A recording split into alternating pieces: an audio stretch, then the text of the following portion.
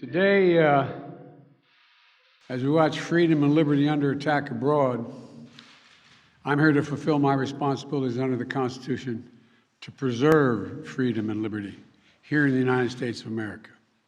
And it's my honor to introduce to the country a daughter of former public school teachers, a proven consensus builder, an accomplished lawyer, a distinguished jurist, on one of the nation's most prestigious courts.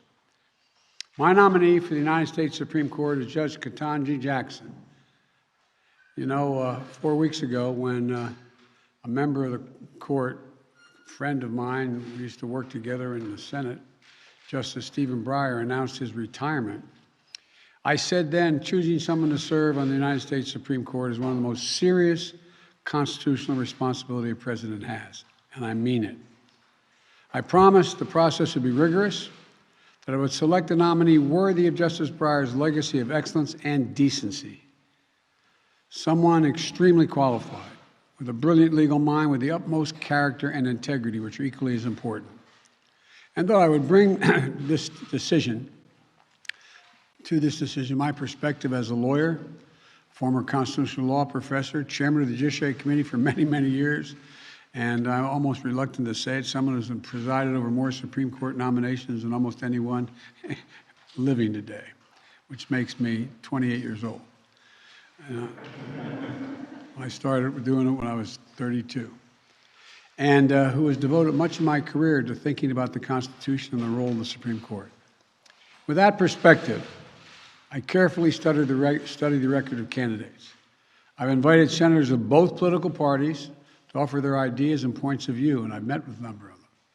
As a result, because I truly respect not only the consent, I know they give consent, but it says the Constitution says advice and consent.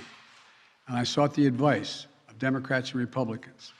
I've consulted with leading legal scholars and lawyers, and I've been fortunate to have the advice of the Vice President Harris, and I mean this sincerely, an exceptional lawyer, a former Attorney General in California, and a former member of the Senate Judiciary Committee. And during this process, I look for someone who, like Justice Breyer, has a pragmatic understanding that the law must work for the American people. Someone who has historical perspective to understand that the Constitution is a resilient charter of liberty. Someone with the wisdom to appreciate that the Constitution protects certain inalienable rights, rights that fall within the most fundamental personal freedoms that our society recognizes. In the end, someone with extraordinary character will bring to the Supreme Court an independent mind, uncompromising integrity, and with a strong moral compass and the courage to stand up for what she thinks is right. For too long, our government, our courts, haven't looked like America. And I believe it's time that we have a court that reflects the full talents and greatness of our nation, with a nominee of extraordinary qualifications. And that we inspire all young people to believe that they can one day serve their country at the highest level. I've admired these traits of pragmatism, historical perspective, wisdom, character in the jurists nominated by Republican presidents as well as Democratic presidents.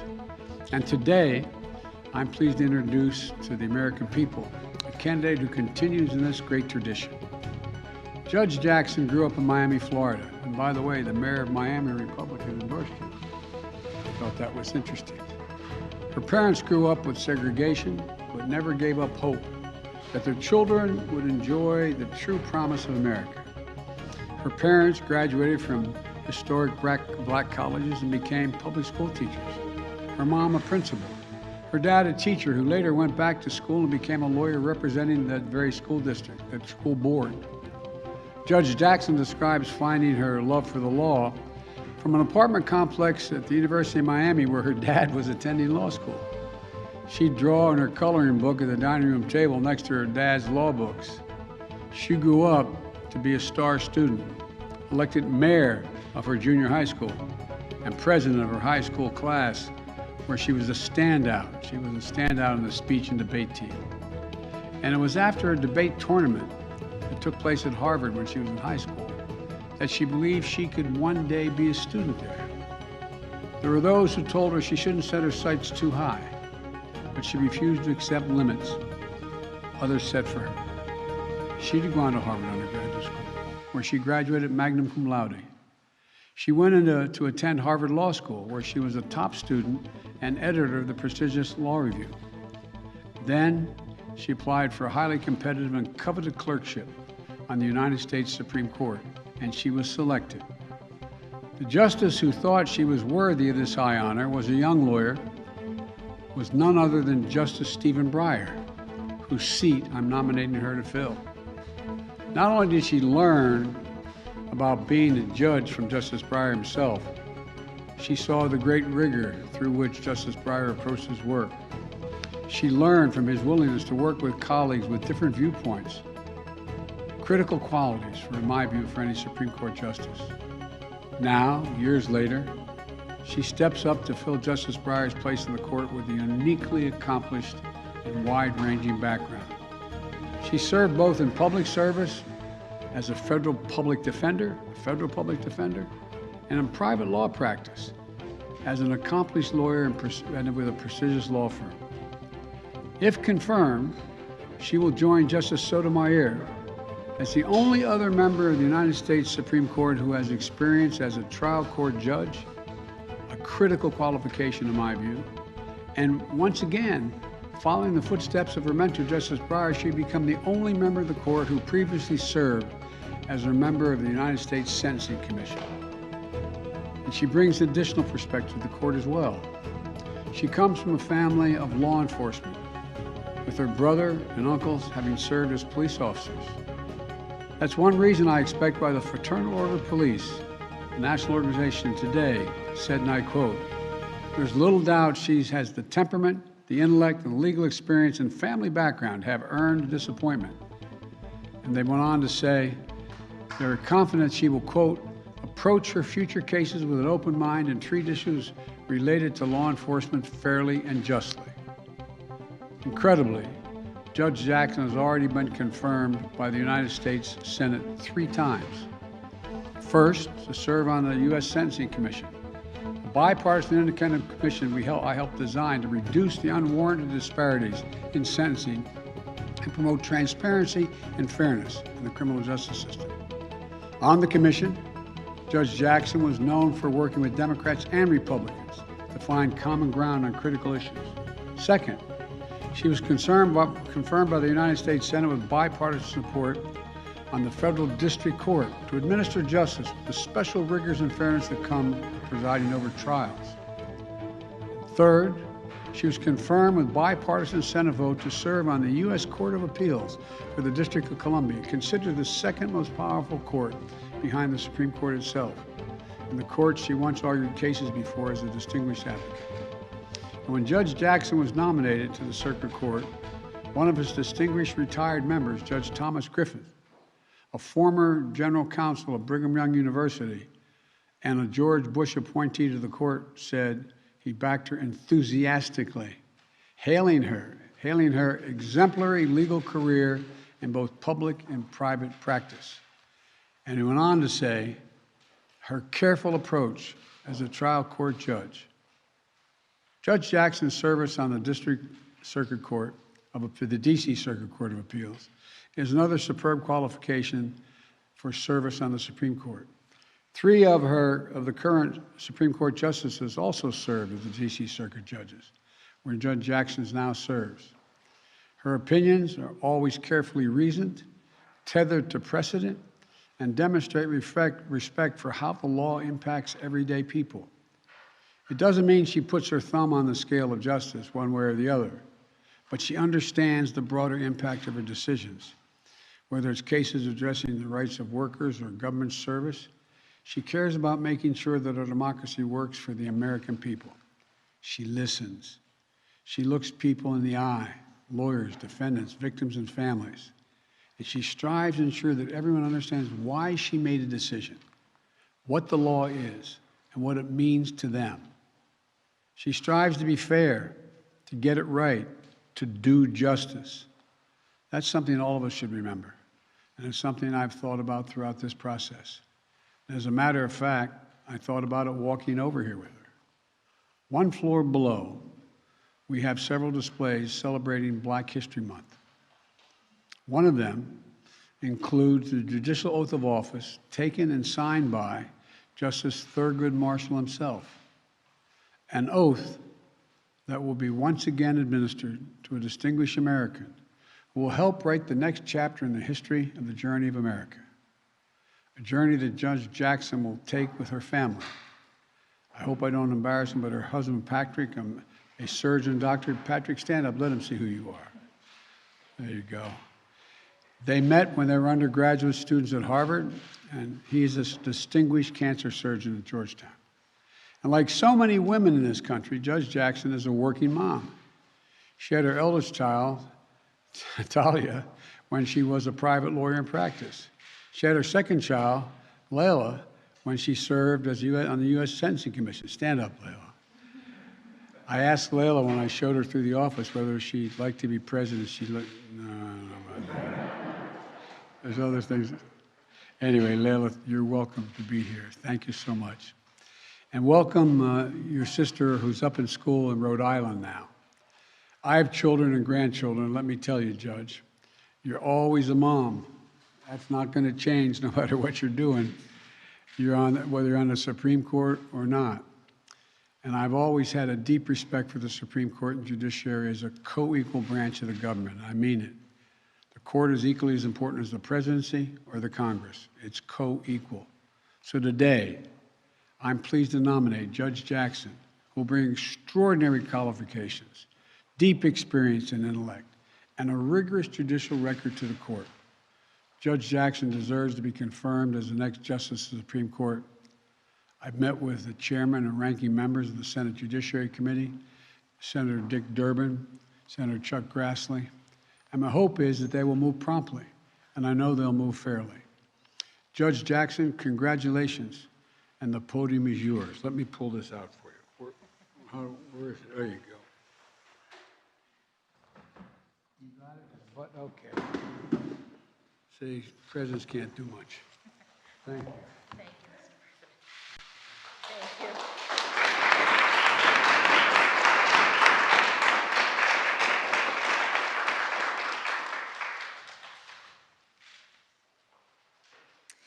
Thank you very much, Mr. President. I am truly humbled by the extraordinary honor of this nomination, and I am especially grateful for the care that you have taken in discharging your constitutional duty in service of our democracy with all that is going on in the world today. I also offer my sincerest thanks to you as well, Madam Vice President, for your invaluable role in this nomination process. I must begin these very brief remarks by thanking God for delivering me to this point in my professional journey. My life has been blessed beyond measure, and I do know that one can only come this far by faith. Among my many blessings, and indeed the very first, is the fact that I was born in this great country. The United States of America is the greatest beacon of hope and democracy the world has ever known. I was also blessed from my early days to have had a supportive and loving family. My mother and father, who have been married for 54 years, are at their home in Florida right now, and I know that they could not be more proud. It was my father who started me on this path when I was a child, as the president mentioned. My father made the fateful decision to transition from his job as a public high school history teacher and go to law school. Some of my earliest memories are of him sitting at the kitchen table, reading his law books. I watched him study, and he became my first professional role model. My mother, who was also a public high school teacher, provided invaluable support in those early days, working full-time to enable my father's career transition while also guiding and inspiring 4-year-old me. My only sibling, my brother Ketanji, came along half a decade later, and I'm so proud of all that he's accomplished. After graduating from Howard University, he became a police officer and a detective on some of the toughest streets in the inner city of Baltimore. After that, he enlisted in the Army, serving 2 tours of duty in the Middle East. I believe that he was following the example set by my uncles who are in law enforcement. You may have read that I have one uncle who got caught up in the drug trade and received a life sentence. That is true. But law enforcement also runs in my family. In addition to my brother, I had 2 uncles who served decades as police officers, one of whom became the police chief in my hometown of Miami, Florida. I am standing here today by the grace of God as testament to the love and support that I've received from my family. I have also been blessed with many dear friends, colleagues, mentors, law clerks. I could not possibly name all of the people to whom I owe great thanks. But I must mention specifically the 3 brilliant jurists for whom I had the privilege of serving as a law clerk at the outset of my legal career. U.S. District Judge Patty Saris in Massachusetts, U.S. Court of Appeals Judge Bruce Selya in Rhode Island, and last but certainly not least, Associate Justice Stephen Breyer of the Supreme Court of the United States. Justice Breyer, in particular, not only gave me the greatest job that any young lawyer could ever hope to have, but he also exemplified every day in every way that a Supreme Court justice can perform at the highest level of skill and integrity while also being guided by civility, grace, pragmatism, and generosity of spirit. Justice Breyer, the members of the Senate will decide if I fill your seat, but please know that I could never fill your shoes. To my dear family, those who are here with me now and those who are watching from home, I am forever indebted to you for your love and support. To my beloved husband, Patrick, thank you for being my rock today and every day for these past 26 years. I love you. To my daughters, Talia and Layla, you are the light of my life.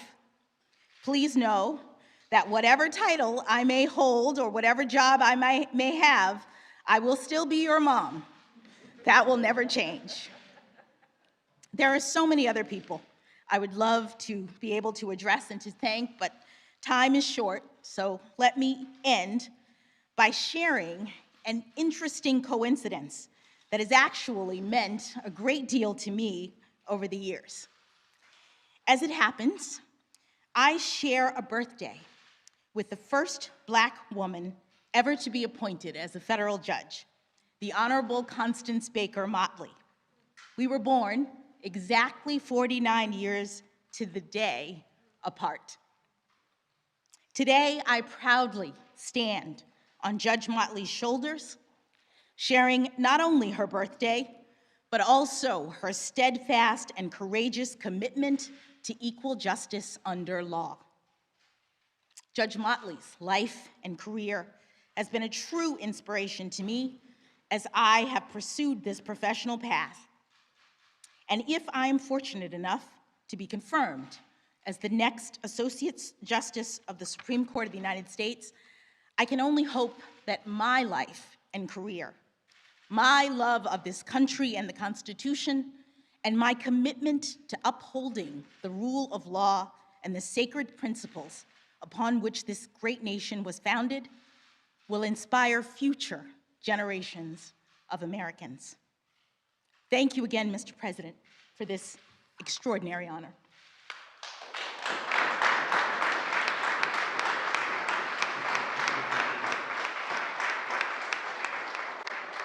I forgot to introduce the First Lady, Dr. Jill Biden, and the second gentleman. That seems strange to say that, but the second, Doug Emhoff. They're both here as well, so thank you. Thank you all.